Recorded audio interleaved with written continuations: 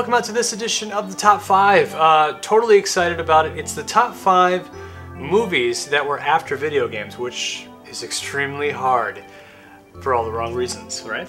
That's right. I'm Andy, the movie, the game, and we got a special guest today here for you. We do, Mr. Tom of Handsomeness. That's right. We do have a special guest who's going to put in his 2 cents on the movie game thing. We're going to throw it right to the Critic, who's going to give us his impression of a good video game movie.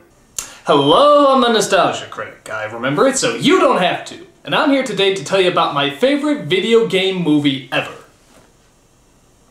Boy, isn't that hard to do. I mean, it's like picking a piece of shit and a giant piece of shit. I mean, video game movies are awful. They are the worst. I don't know why. I love playing the game, but for some reason when they have to put a real story to it and real characters, it just blows chunks. So I had a real hard time thinking about what's the best video game movie. But I finally did come up with a good one. Just one. I was really thinking about it. I couldn't think of any other good video game movies except for this one. What movie is it? Tron.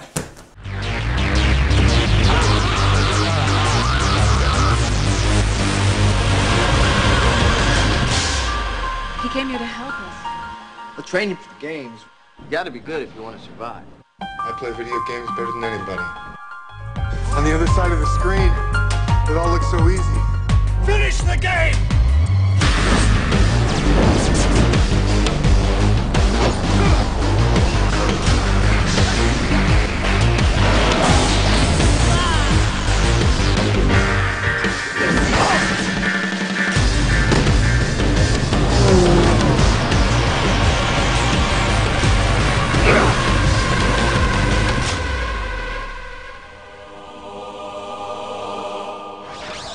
I mean, Tron is just great. It was a groundbreaking movie, it looked wonderful, the plot was really clever, and believe it or not, it was actually tied in with the game under the same name. Did the game last very long? No, but it still technically counts. I mean, is it a masterpiece? No, but it is a genuinely good story. The characters are interesting, you want to know what's going to happen, and there's some good suspense. Also, the look of this film is just incredible. I mean, no other movie looks like this. In fact, I saw that they're making a brand new Tron movie, a sequel to the original, and you know what? I don't think it looks as good. Something about the original grainy version actually looks better. I don't know what it is, just something about it seems more authentic. Maybe because it actually does sort of look like those 8-bit graphics or something, I don't know, but for some reason that seems a lot more definitive than this new CG stuff. So like I said, not the greatest movie, but it is in fact a decent movie, and the video game world, that's hard to come by. So, that's my all-time favorite video game movie, Tron. I hope you don't feel like it's a cop-out. If you do, fuck off. I'm the Nostalgia Critic. I remember it so you don't have to. The finger. Wow, that's lovely. I think that sums up video game movies right there. Pretty much, there aren't any good ones according to the Nostalgia Critic. So he picks a movie based on a video game, which he says, if you don't like it... suck his balls. Pretty much. Pretty much what he said. So, yeah. Thanks for joining us. That was awesome. Love to see that guy. Anyway, let's get straight to the list. Number 5.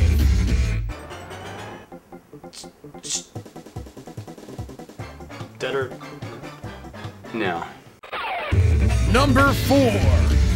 Number 4 is Final Fantasy. Now, we're not talking Final about Fantasy: The Spirits Within. That movie made no sense. And it had nothing to do with the video game. Nobuo Uematsu didn't even compose the score to that movie. It sucks. So what we're talking about is what came out shortly after that, which was Final Fantasy VII Advent Children. And for all of those haters in the forums, this movie did have a theatrical release for a day in Los Angeles at the ArcLight Theater in Hollywood. So it does fall under our criteria. Now, one of the things that made this a great video game movie, it was like a gigantic cutscene for a Final Fantasy movie. Now, see, their cutscenes in the game are ridiculous, awesome, and huge, and this was just that times, you know, an entire movie, pretty much. The graphics were good, the sound was great. Uematsu did the soundtrack to it. The story, I didn't know what was really going on, but you know what? It was fun to look at. It was like a gigantic cutscene, and it was like a gigantic fight scene.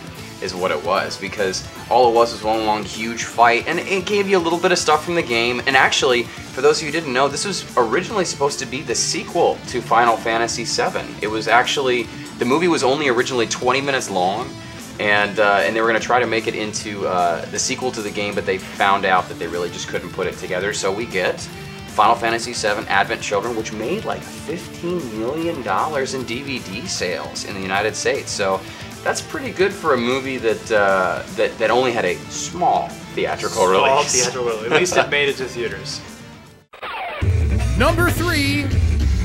Resident Evil, the first one, it was entertaining. I mean, Mila Jovovich was kind of in the middle of her game there. I mean, she just did Fifth Element recently, etc., etc. Or not recently, but you know what I mean. It was a well-made movie. The thing is you put all the film elements together, because so many of these, you know, adaptation video game to movies, like, they just don't do a good job technically, because the director has never even played the game, and so they're like, what, you know, they don't know how to marry the two together, so they're trying to pull pieces from everywhere that they can. The writers have never played video games before, and this one they said, you know what, let's make this an awesome action movie. And it pretty much worked. I love the sequences with the computer, like where the guys are getting sliced into pieces with the lasers. I mean, it was interesting, the underground big thing, and then she comes out on top at the end of the movie, spoiler alert, and then, you know, the Raccoon City or whatever she's in is kind of devastated, which kind of starts off, you know, the video game. So, entertaining movie, and then I'll tell you what, the second and third one just bombed. And like I said, for some reason, she has to show her boobs, even though it's not necessary in all the movies. Don't ask me why. Box office statistics. Breast. You're all going to die down here. Number 2. Tomb Raider. Nope. And now, I gotta say with this one, everyone talked about this movie for one reason. What was that reason, Handsome Tom? So, is it breast or is it Angelina Jolie? You'd be right. Both, It would be yes. Angelina Jolie in the shower scene, the infamous shower scene, because this is what they did right, though. I mean, what they did was they cast her right. That's what happened. The movie wasn't necessarily, you know, flawless. The second one sucked. But the first movie, I was entertained. it had Indiana Jones kind of a feel to it, which was like a female Indiana Jones, which was cool. And she also had an amazing British accent, which was really believable and worthy of making a sequel, even so. You know, that was not terrible. The casting is what made it for me. If they would have picked somebody else, it might not have done anything, actually. She was hot. Yeah. She was cool. You wanted to watch her, and if you love the video game, I know the video game's not really that story-driven. I mean, you got a couple things here, artifacts, killing things, but she had some witty one-liners. It was just a fun movie. Yeah. That's all it was. So Worth the price of admission. yeah, you know what? You can probably go buy 1 and 2 at Walmart for $5. Although the second one sucked. Watch the first one; it's entertaining. Yeah, $2.50. Number 1. And number 1 is, of course, the most obvious choice. Mortal Kombat. Now, I know Goro looks like absolute crap in this movie. Absolute crap. But it was great. I loved this movie when it came out. I mean, it had action just everywhere. They stuck. Your brother's soul is mine. You could be next. Well, you know, there was some cheesy parts. I still text lines from this movie to my brother, like at random times, Cameraman Joe, and he will respond to me with the next line in the movie.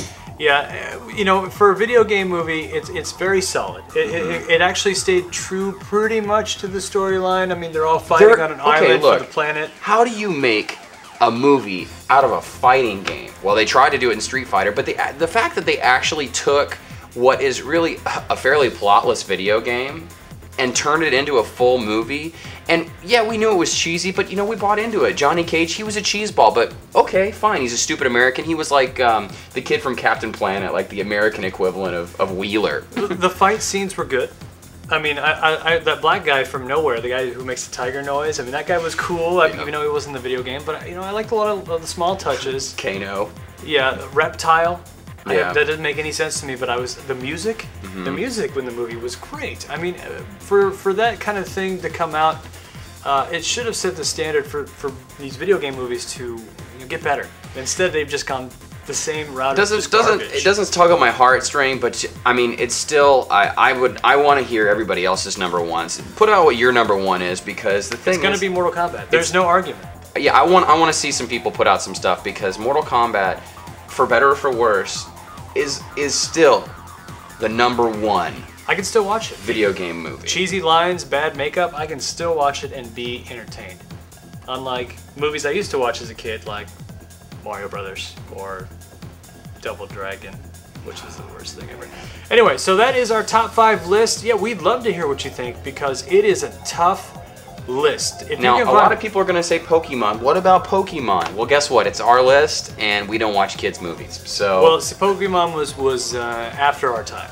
Yes, that was the problem. The Pokemon movie, although we've heard it's great, I know Mike Dodd and you know, even 8-Bit Mickey watched it and thought it was a great movie. So we skipped over that one, went for the more live action feel. I mean, we didn't put Max Payne in there. If you haven't seen it, it's terrible, but I love the video game sound effect, the gun sound effect. It was the greatest thing in that movie. It just made you want to go buy a gun and shoot it at the movie. Anyway, thanks for joining us. We will see you guys again next time. And again, thank you, the Nostalgia Critic, for being with us today.